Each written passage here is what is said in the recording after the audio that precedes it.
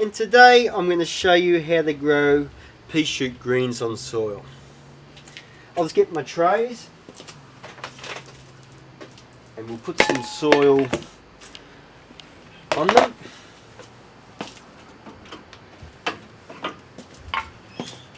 But as I showed you in another video, you want to elevate the trays so they can drain properly, so they don't become waterlogged. Because you'll find that if you don't put holes in your trays like this and elevate them to let a bit of air go under and things, sometimes they can start to rot, root rot and things like that. So let's put some soil on the tray. I always have bags of soil on the veranda. When it's been raining, I get it from my compost, because there's nothing worse when you're having to try to sprout in mud. It's not really the most helpful for sprouting. I just use a bowl like that as my shovel.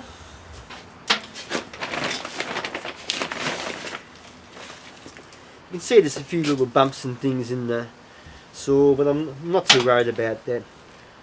The compost should have sat a bit longer, but so be it.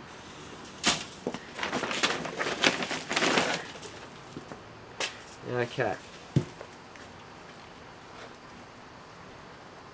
We just spread the soil out.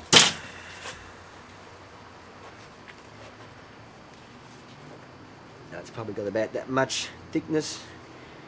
Don't really need it any more than that. Here's the peas. Now you're probably saying, oh, they're a bit long, these ones. Well, it's true they are, but in Australia it's funny. A lot of our sprouting seeds are outside of the sprouting companies. They're very low quality. The germination rate's not so consistent and even. And I just find that for these type of peas, so difficult to grow, you need to spend special attention with these and just grow them a bit longer to get them to be sprouting on soil properly. I'm sure a lot of you Americans and other folks don't have such a problem like we do in Australia, but that's just one of my little tricks I need to do. So I won't focus too much on that today. But what we're going to do is we're going to pop these on the soil.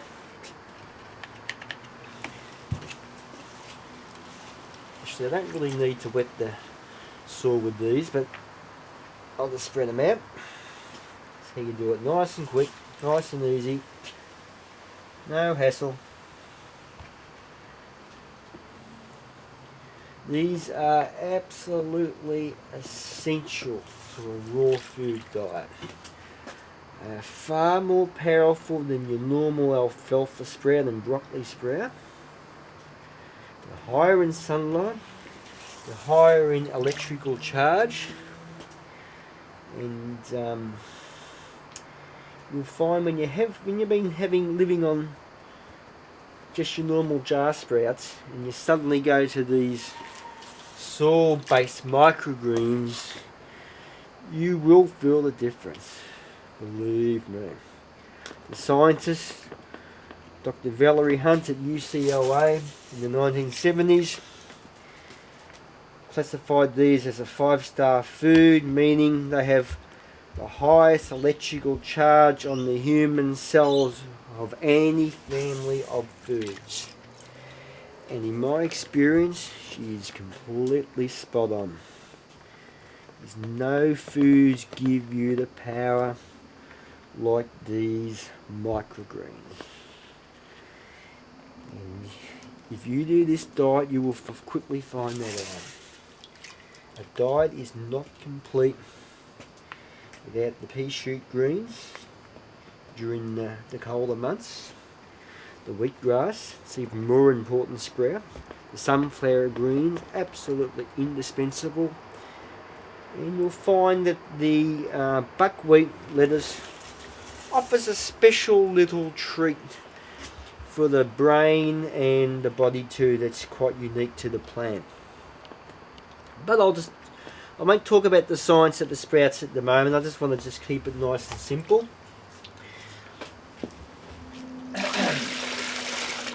See, I use 2 cups of sprouts of these peas.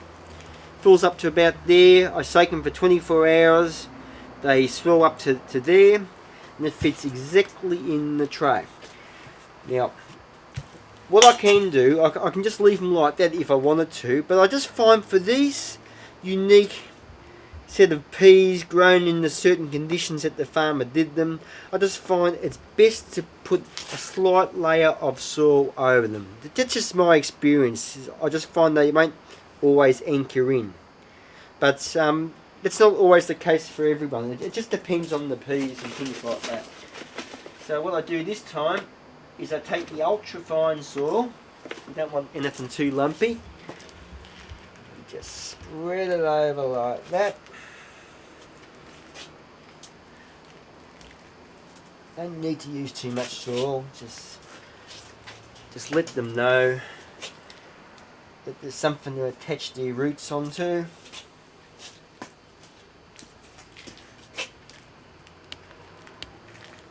It's pretty quick. It's not that hard to do microgreens. You know, when you're going fast, and you do them in a couple of minutes a day. Then all you got to do is just water them when they're out in on the shelves. It only just takes 20 seconds. Pretty low maintenance stuff. Quicker than the jar method. Far superior than the jar method. Far more nutritious than the jar method.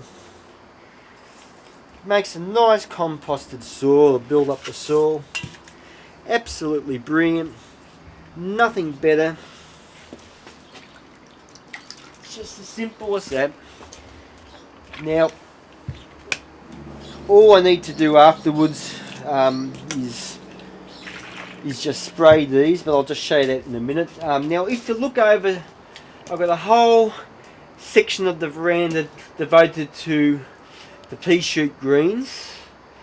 It is a cold weather plant. You'll find if you try to grow them in the middle of summer, or if it gets over 25 degrees, they just start to grow like sticks. They get a real off-coloured green, and just forget it. You just can't grow them. Well, they're snow peas, so obviously, you know, you've got to grow them in the cold. And even if it's 0, they thrive.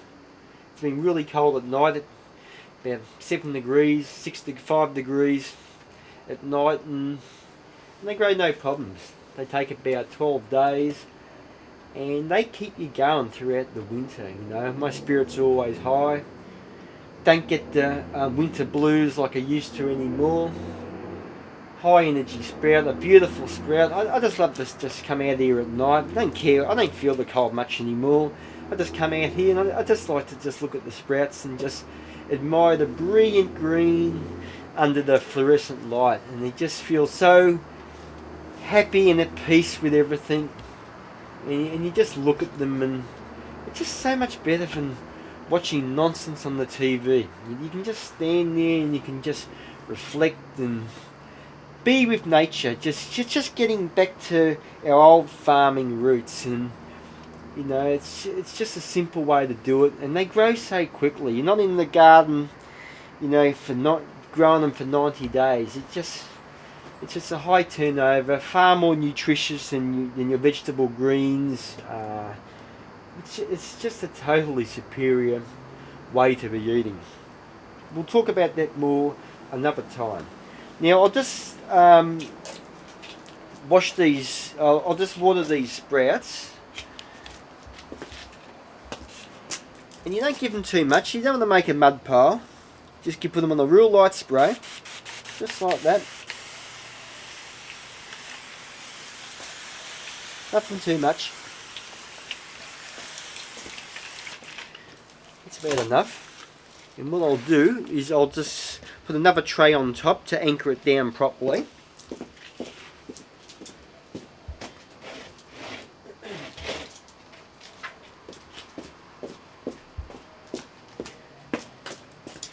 And that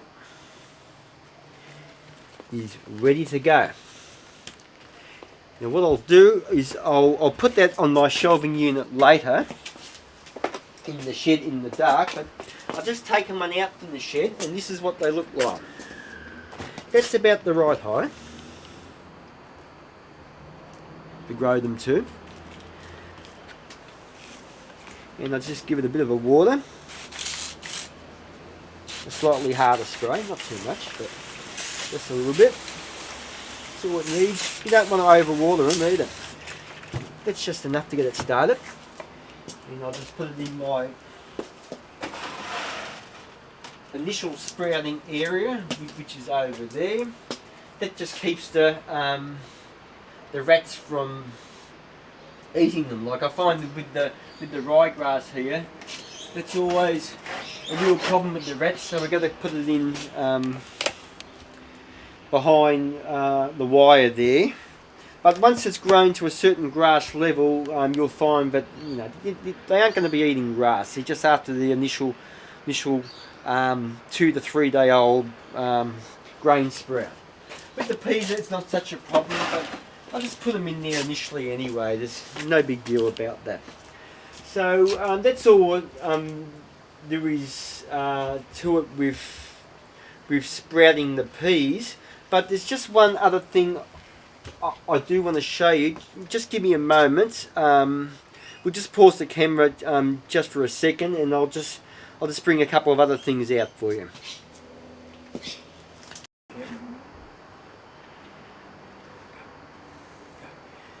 So with the pea shoot greens, what I did last night was I just filled 2 cups up with the peas. They went up to about there, but you'll find now, like 12 hours later, 13, 14 hours later, they're swelled up to there. By tonight they'll be right up to there, and they'll be ready to put in the sprouting trays like that. Now you don't want to be, well, in my experience anyway, you don't want to be sprouting these, this is the big amount, in the jars during the winter, because they're just not going to sprout. The heat accumulates when they're trying to sprout, and they just rot. Like, I'll go from a good germination rate, like 80% germination rate, to like a less than 1% germination rate doing it in the jar. So that's when jar methods do not work. So be careful with that. You want to give plenty of air circulation. So just spread them out like that. Far better to grow the pea shoot greens. So that wraps it up with the growing of the microgreens for the pea shoots today. I hope you found this informative. I will be talking a lot more detail about the health benefits of the pea shoots and the science behind it all in later videos. But just for now, those first few videos are just on simple growing techniques. So this is Brian Nexus for the Sproutarian.com. Thank you very much.